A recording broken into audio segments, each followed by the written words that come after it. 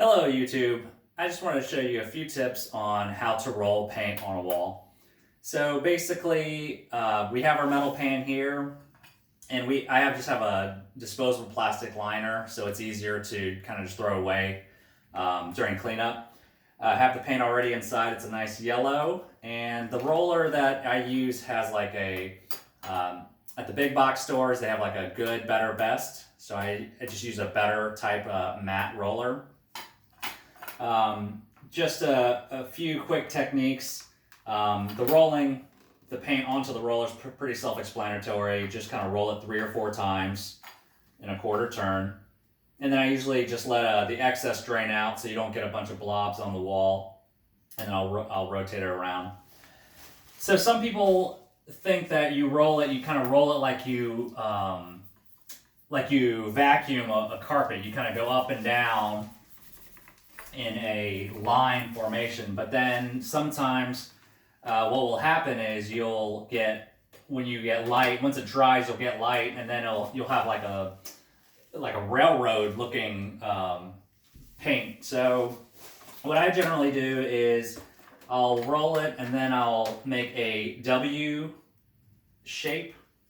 So then after I make this W shape on the wall,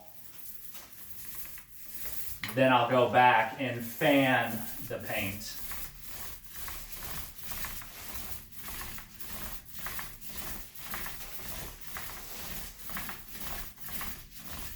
Okay.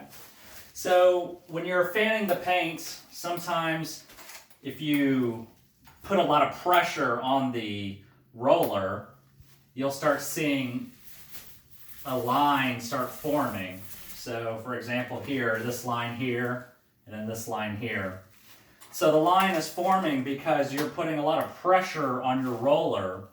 The roller only has one side applying the pressure, which is the side that the metal handle is on. So as you're doing that, more paint is oozing out of the right side in this example. To mitigate these lines when you're rolling, what I generally do is I roll towards the metal side. And the reason why is because as I'm applying pressure, the rest of the roller will fan out the paint.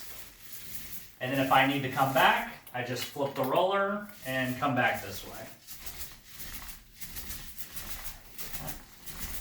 So if you need to roll on a ladder, a lot of ladders will have these 2 little grooves. And I didn't know what the grooves were for before either. But what they do is the grooves fit into the feet of the pan, and then it allows you to go up, keep the pan up on top, and paint. So I make the W, and then I roll, and then I'll flip it around, and I'll spread the paint out. So these are just basic tips on how to roll paint on a wall. And if I can do it, you can too.